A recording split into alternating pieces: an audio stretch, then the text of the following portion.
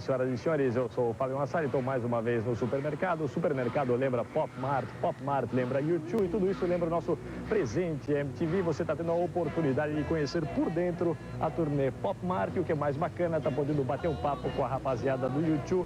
Partimos direto para a ação U2 na Pop Mart.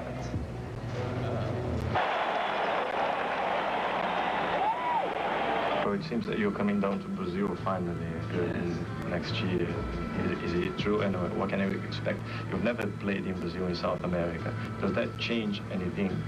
Because you've already toured Europe, even though you're playing different tours, you're not new in Europe, in America, this kind of thing. You'll be totally new in Brazil as a performance band. Virgins. That's right, yeah. Would that change anything? Does that make things special for you in a way?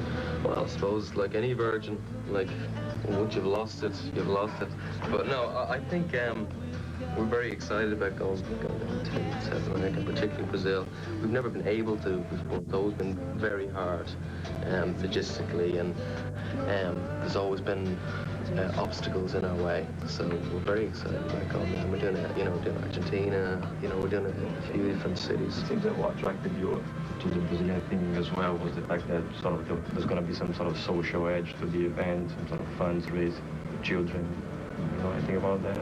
Well, that be interesting, important, because I've always sort of had this attitude to support this sort of cause.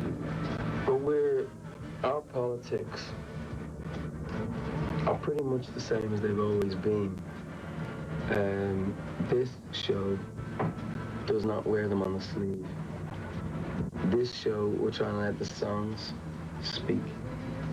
Because I've got a big mouth, and I can go off, and I can bore your arse off, and anyone who comes to see us, I can go off. I'm trying not to go off, and trying to let there's equality in the way we work as a group. There's a dignity, I hope, in the way that we've never compromised as a band to achieve our success, and our independent spirit, because we came from Dublin, we come from Ireland, it's a small little country, and we still live there, and we're very proud of that. And that message, in a way, of the fact that we're four mates that have been in this since we were 16 years old, and we've had our ups and downs, but that is as important as a political message.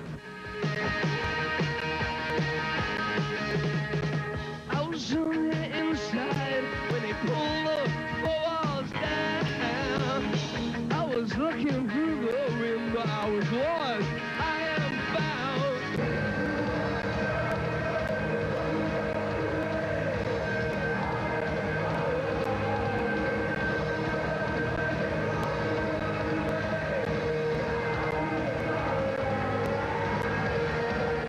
I understand you've been working with them for a long time. I mean, how did you at any point foresee these sort of big monster tours coming? And is it something like this? I mean, they go crazy with ideas and you're in charge of making things happen, is it?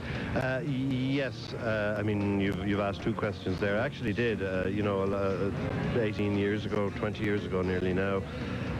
I think Joe Hurley and myself were the two crew at that stage, and I certainly felt that the band were going to be very successful. It was very difficult to predict what that would actually mean. I'm not surprised that they're at the level they're at now. To answer the second question, they come up with very sketchy ideas, very simple ideas.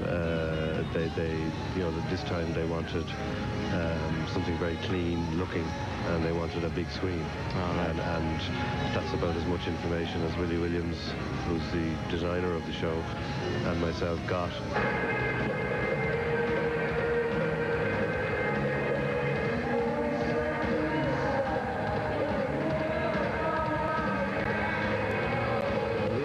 To your country and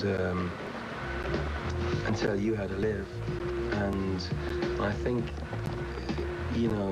that's the way, that's respect, and Of course, we'll have Amnesty International at the concert. We'll have Greenpeace represented at the concert. And there are some other people that we're talking to that you mentioned that we will hopefully have at the concert. But this is up to the people.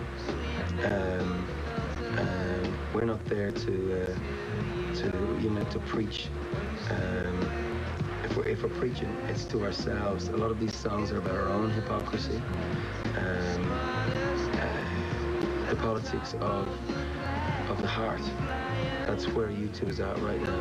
As we're talking about this, I remember after the Tibetan freedom concert, I started to think that I ended up seeing a lot of young kids sort of discussing the issue, car stickers, support Tibet, all these kind of things. Don't you think that it's kind of risky, especially for these younger generations, to get through these social causes via this pop medium, because it tends to be sort of forgotten just because, okay, the Beastie Boys support Tibet, YouTube support Tibet, okay, I like Tibet, put the car sticker, and that's all. Don't you think it's sort of risky for them? But it's a start. You know, it's a start, and you know, I think to to whom much is given, much is expected, and we're spoiled rock stars. We've been given an awful lot, but the way you give back is, one, in your public association with certain events, like the Free Tibet event, but two, there's a private responsibility, and that's between you and your conscience.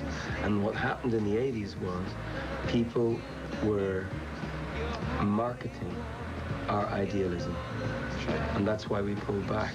Do you know what I'm saying? They thought, there was a lot of people, I think, that maybe jumped on causes like bandwagons because it made them look good. When we started out, it was very uncool. How difficult is it for a band like you sort of not to be thrown out in the same bandwagon, I mean, the press discussing this kind of thing, is it difficult for you to deal with this kind of Well, when we started out, it was very uncool to be a political band, and we got slagged off, and we kept going with it, and we will keep going with it, but now we're just a bit smarter in how to deal with it. All right.